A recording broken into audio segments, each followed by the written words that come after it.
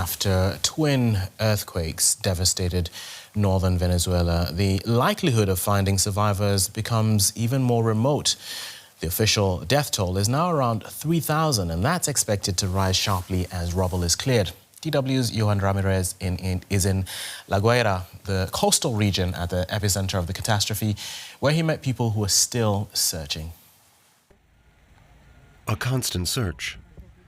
That's what life has become for thousands of people in La Guaira. Around the clock, under every piece of rubble, and against all odds, they are searching for what rescue workers call the miracle. Pickaxes, shovels, power tools, generators, fuel. It was mostly just ordinary people who managed to get these tools and put them in rescuers' hands. I'm not saying the government didn't bring any, but I haven't seen them. For others, hope of a miracle is fading, but they haven't given up the search yet.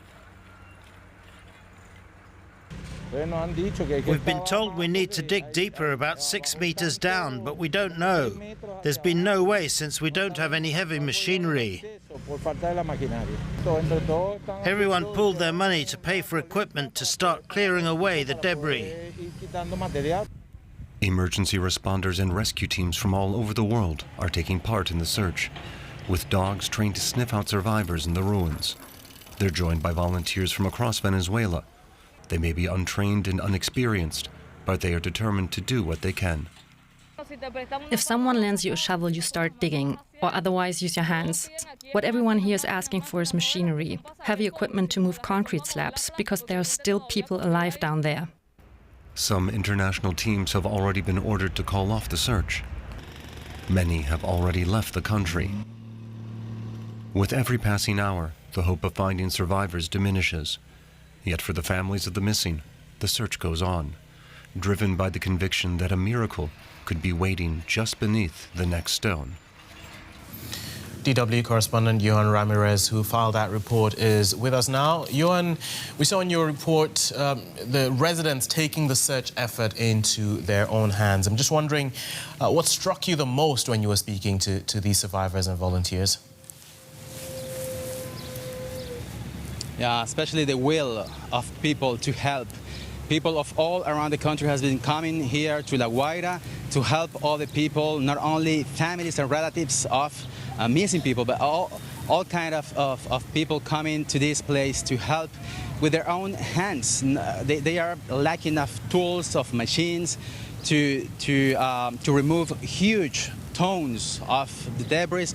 But they don't have, they are being complaining for days that they don't have these machines, but still they keep in those places, even though the authorities have announced that many international delegations of rescuers have been leaving the country in the last hours and days, even though the relatives and all volunteers still keep in those places where buildings collapse to help, because they don't lose the hope to find their loved ones.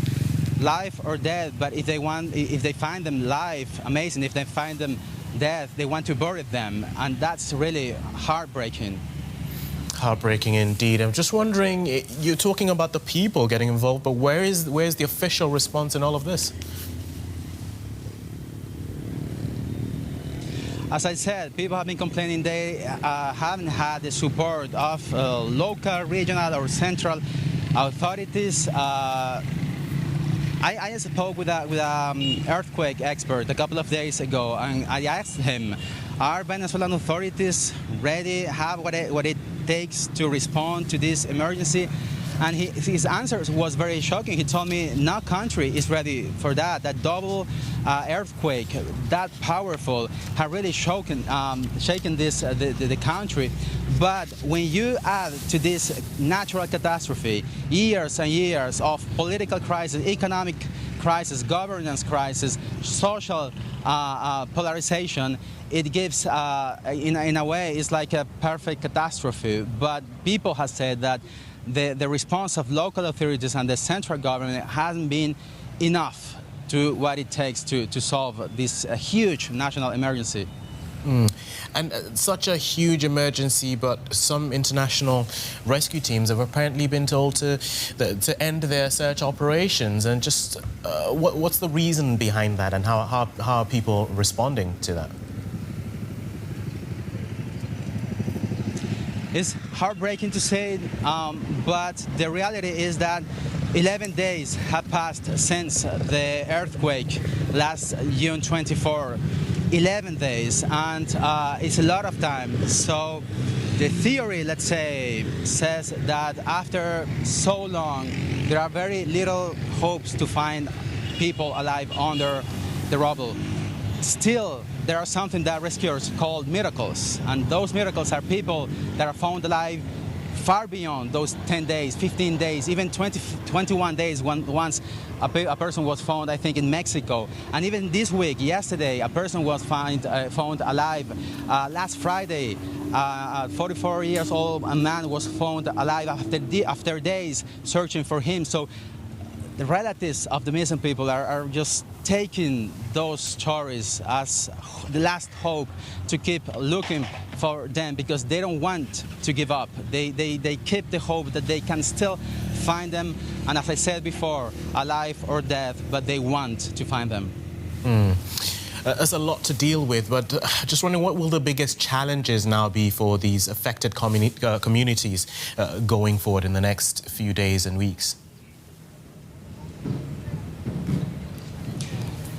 Refugees, for sure.